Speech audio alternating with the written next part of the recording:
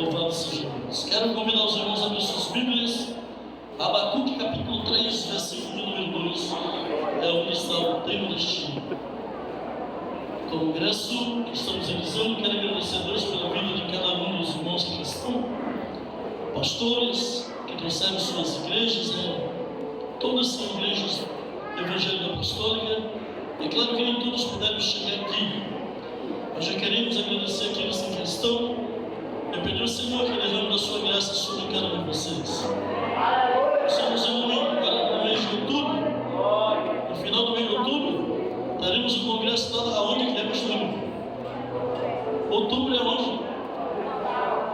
Lá no bairro Cobal, né? Estaremos ali na igreja apostólica, no bairro Cobal, na igreja evangélica apostólica, participando de um movimento espiritual, juntamente com os irmãos ali na Cobal. Mas agora, vamos aproveitar que já está terminando. E eu quero ler com os irmãos aqui, Abacuque 3, versículo de número 2. Assim diz a palavra gloriosa de Jesus: ouvir, Senhor, a tua palavra e temer. Aviva, ó Senhor, a tua obra no meio dos anos. No meio dos anos a notifica, e na ira lembra-te da misericórdia. Eu quero convidar você para você fazer uma oração comigo. Levanta a mão para o céu e diga: Senhor Jesus, fale comigo através da sua palavra. Tome seus assentos. Glória a Deus. Louvado e glorificado seja o nome de Jesus. A irmã Sandra disse que agora terminando o outro 10 horas. 19 horas. Só amanhã. Amém. Glória a Deus. A gente sabe, daqui a uns tempos nós teremos a ideia, nós temos a ideia, se Deus quiser, a gente construir nosso centro de eventos, onde eu creio que teremos um centro de evento grande para nós fazer nossos eventos. A gente, quando começou esse trabalho aqui, eu me lembro que teve o pastor Pedro, que foi o cara que trabalhou aqui nos fundamentos com o Clarilson, que nesse tempo era bem novinha, estava com cabelo branco, né?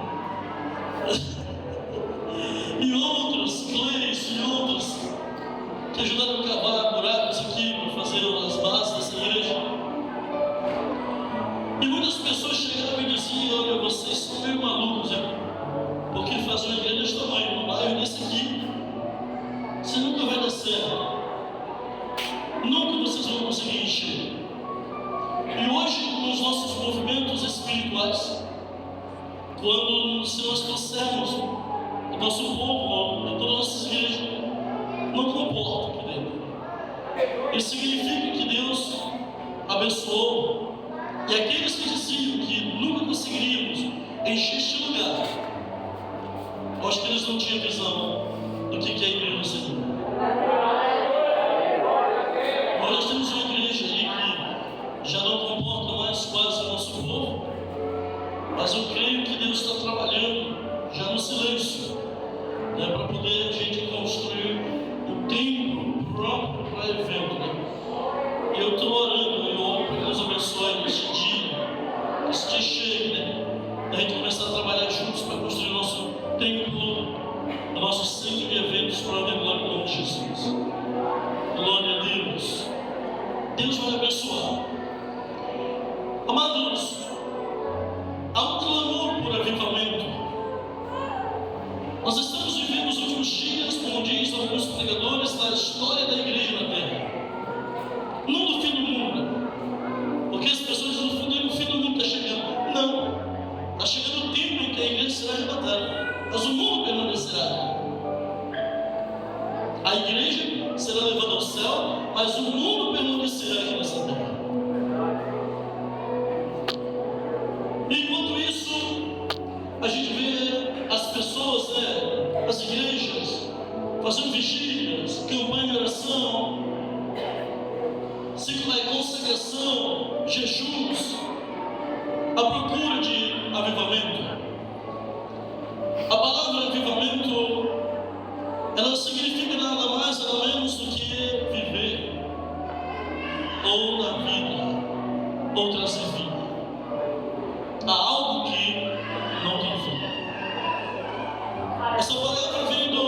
latim chamado vivere, que latim é o idioma italiano, vivere, que significa viver, passar a viver. Avivamento é diferente de reavivamento,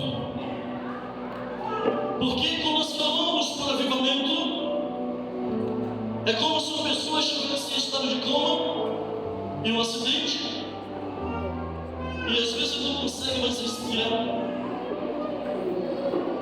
E os paramédicos, os médicos, as pessoas da SAMU e de outras coisas que chegam ali para tentar salvar, eles vão tentar reanimar aquela pessoa. E às vezes pensando, às vezes colocando aparelhos, para poder ver aquela pessoa voltar a viver, a respirar normal. E assim ser levado ao hospital para ser tratado. Eu vejo Abacuque, ele viveu num período conturbado da história de Israel. E diferente de todos os outros que a gente vê na Bíblia, Deus chama eles, os outros profetas, e falar com eles. Você vê que Abacuque, no capítulo 1, versículo de número 1, ele diz, Abacuque, capítulo 1, versículo 1, a Bíblia diz o seguinte: o peso que viu o profeta Abacuque: até quando, Senhor, clamarei eu e tu não me escutarás? Gritarei violência e não salvarás? Então você vê um homem ali, ele reclamando. É ele que começa o diálogo com Deus. É ele que começa a conversar com Deus. Porque ele vê que o que está acontecendo não é normal nos dias. A corrupção, aquilo que era certo parecia ser errado, e aquilo que era errado parecia ser certo. E Abacuque, vivendo esses dias, ele percebeu que a nação de Israel estava passando por um esfriamento. A nação de Israel precisava de vida. A nação de Israel precisava ser revivada. E ele continua conversando e indagando Deus, até que o Senhor começa a responder a Abacuque. E o Senhor começa respondendo a ele. E o Senhor conversa com ele. No capítulo de número 2, a Bíblia vai dizer que o Senhor, ele mostra como ele tem feito para que aquela nação estivesse e ela esteja daquele jeito. O povo tinha se afastado dos caminhos do Senhor. Estava longe de Deus e o povo precisava viver. Então nós vemos no capítulo de número 3, o profeta, ele começa a dizer, ele começa a falar, a cantar, e ele começa a dizer: ouvi, Senhor, tua palavra, e temi. Ele diz que ouviu Deus, o que Deus tinha dito para ele, e ele diz: eu temi quando ouvi tua palavra. De manhã o pastor Bartolomeu trouxe um estudo aqui sobre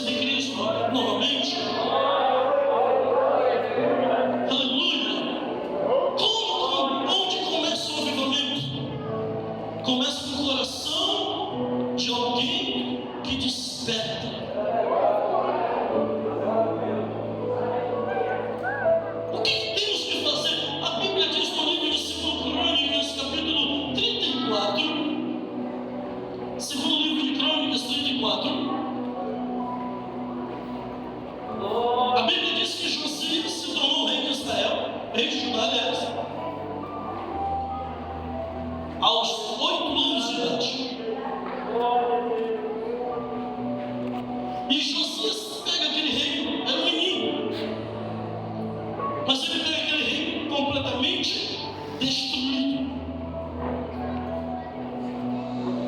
O templo destruído. As muralhas em ruína. Os sacerdotes tinham abandonado o templo. Não existia mais culto na nação de Judá.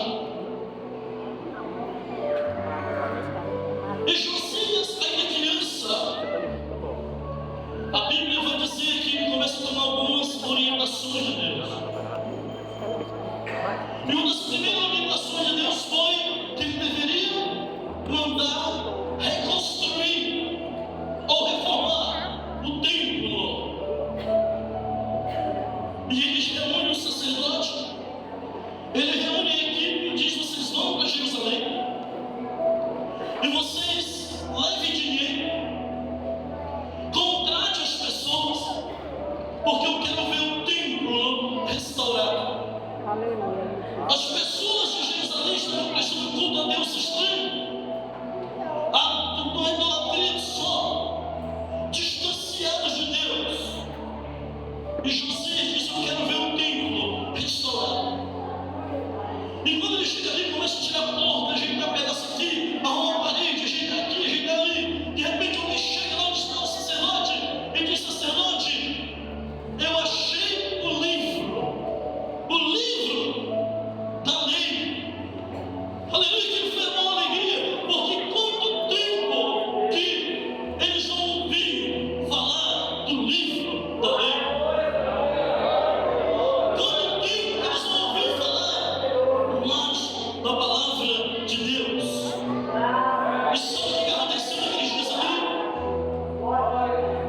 O sacerdote, ele pega aquele livro com o maior cuidado e ele percebe que aquele livro era os livros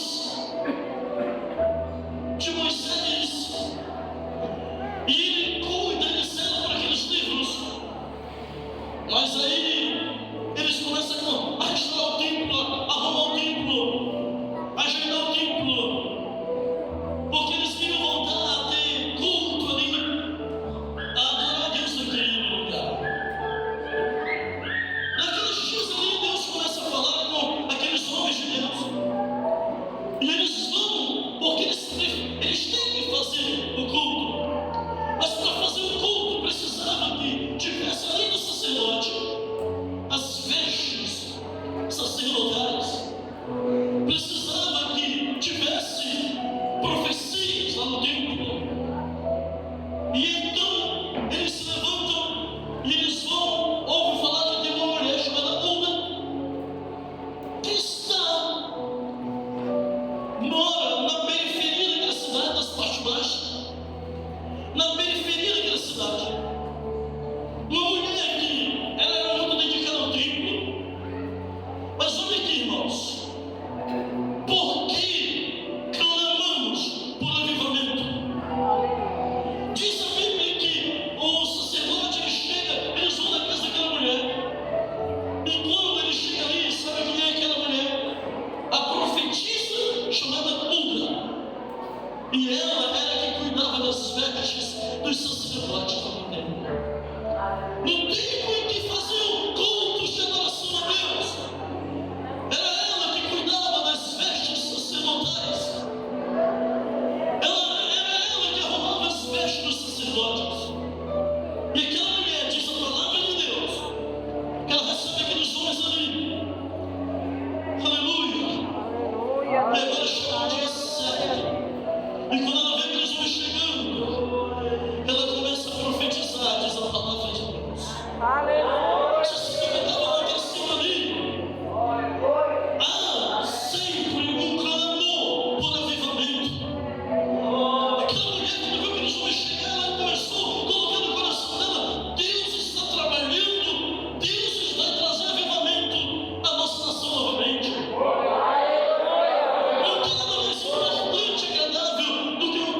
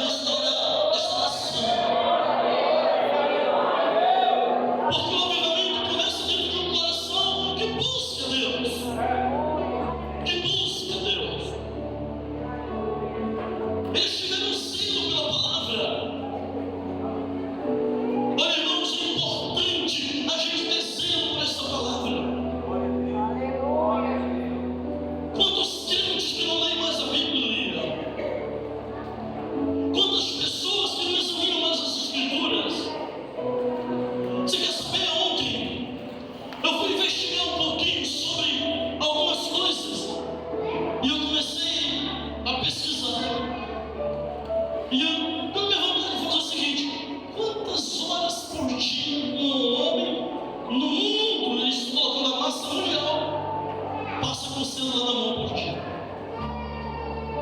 E a Universidade de Oxford, né, na Inglaterra, e de Harvard, nos Estados Unidos, fizeram a pesquisa e sabe o que foi que descobriram? Que isso inclui no mundo inteiro, chinês, brasileiro, europeu, tudo. Tem uma média de mais ou menos 3,7 horas por dia que uma pessoa fica com o celular. Cada homem, cada mulher, 3 horas. E aproximadamente 40 minutos, isso contando a população mundial. Nos Estados Unidos tem mais ou menos 3,7 horas por dia. A Inglaterra 3,2 a 3,3. Outros países chegam à média alta. Eu fiquei impressionado com o Brasil, sempre está no ranking como os melhores. Está aí nos primeiros países onde as pessoas passam no mínimo 5 horas com o celular por dia. E aquilo eu fiquei pensando: como é que o cara consegue passar 5 horas por dia com o celular na mão, mexendo no WhatsApp, Facebook, Instagram, outras redes sociais? E ali ele passa horas e horas. Tem gente que perdeu o sono durante a madrugada mexendo no telefone. E eu fiquei prestando atenção ali, e uma das coisas que me veio na mente foi: agora pesquisa quantas horas, incluindo a população mundial, eles tiram por dia para ler a Bíblia. Eu fiquei decepcionado, porque enquanto a gente passa aqui no Brasil 5 horas por dia com o celular na mão, a gente passa, a população mundial, menos de 0,1 ou 0,10 segundo com a Bíblia na mão dele. Isso significa que nós temos abandonado a palavra. E às vezes nós clamamos por avivamento quando nós temos abandonado a chave do avivamento, que é a palavra. Sem a palavra de Deus não há avivamento, irmãos. Todos os dias de avivamento você pensa que começa com um grito, começa com queda no chão. Não, os avivamentos, eles começam com um coração disposto. O avivamento, ele começa devagarinho. Eu não sei se vocês se lembram, em 2023, se não me engano, nos Estados Unidos, lá na universidade, alguns jovens começaram a cantar um hino e começaram a cantar aqueles hinos ali, e a glória de Deus foi se manifestando, e daqui a pouco as pessoas estavam chegando ali, e elas chorando, gente chorando, as pessoas entraram, não queriam mais sair, e aí os repórteres perguntaram para alguém: o que foi que você sentiu lá dentro? Rapaz, eu não tenho como explicar, eu só sei que eu entrei ali, e quando eu entrei ali eu fui tomado pela glória de Deus, e eu disse: não tenho medo da minha vida, e a minha vontade era permanecer ali. Mas a gente não tem buscado, a gente não tem muitas vezes feito aquilo que é para fazer, e tem deixado muitas vezes a palavra de Deus por lado, e temos abandonado a palavra de Deus, coisa que você e eu. Cadê as pessoas que não têm Bíblia? Levanta a mão, quem não tem Bíblia? Quem não tem Bíblia? Quem não tem Bíblia, vai levantando a mão que eu quero ver. Você quer? Eu vou lhe dar um conselho. A partir de hoje, coloque no seu coração o desejo de comprar uma. Amém? Compre uma Bíblia. Leia a Bíblia. Estude a Bíblia. Porque nós clamamos por avivamento, nós estamos muitas vezes distanciados de Deus. Aquela mulher, quando ela vê que eles têm achado o livro, ela começa a sentir a glória de Deus, dizendo: Deus vai fazer. Deus vai restaurar de novo. Deus vai agir de novo.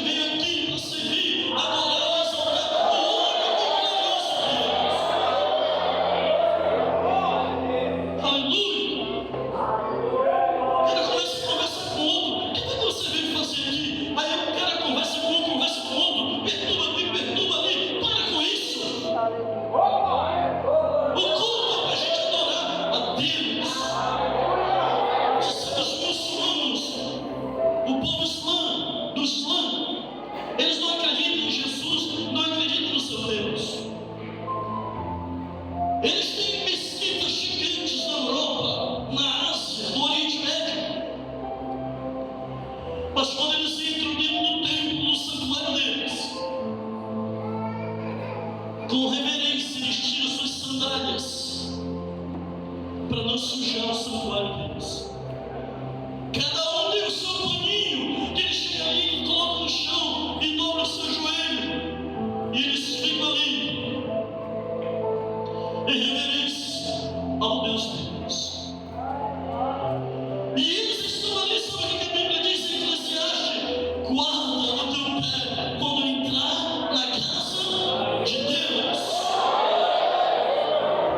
Queremos avivamento, mas nós muitas vezes temos trilhado o caminho do avivamento. Havia uma mulher que clamava e dizia: Senhor, reviva a tua obra. Reviva a tua obra, Senhor. Avivamento houve em outros tempos, no tempo de Neemias, quando Esdras pega os livros da lei e ele começa a ler no santuário, no pátio ali, e a glória de Deus se manifesta, e há um quebrantamento, há um avivamento, há algo extraordinário no meio daquele povo.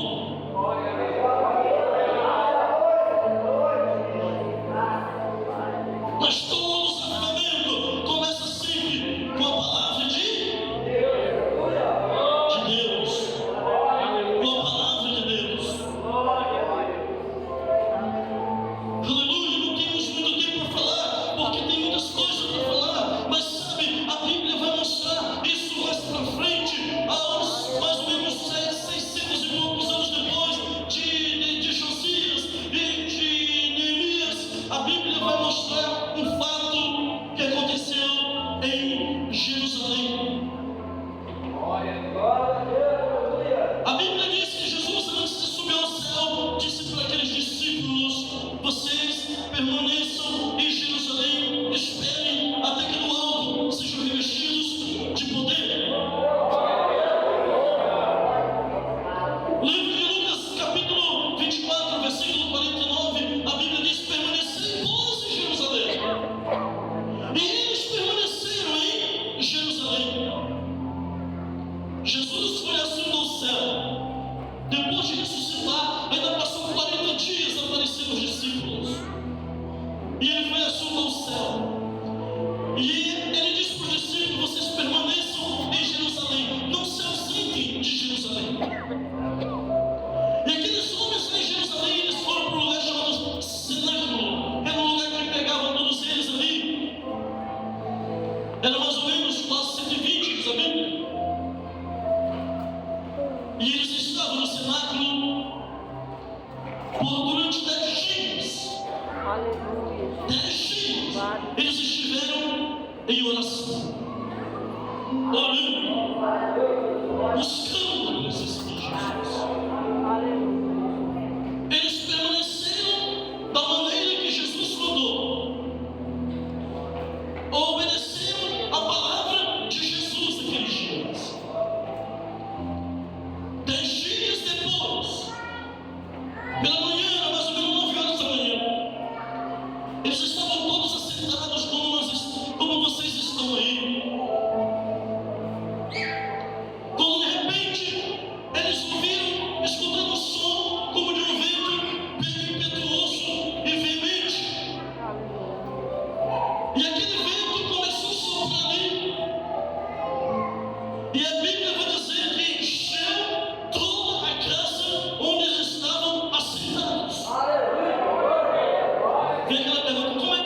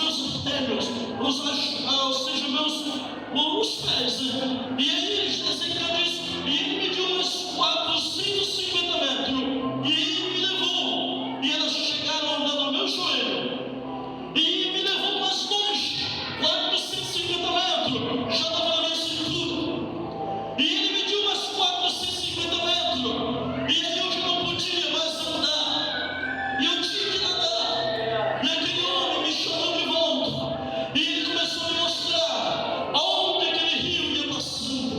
E eu estava bem olhando, e ele me mostrou uma margem, me mostrou outra margem do rio.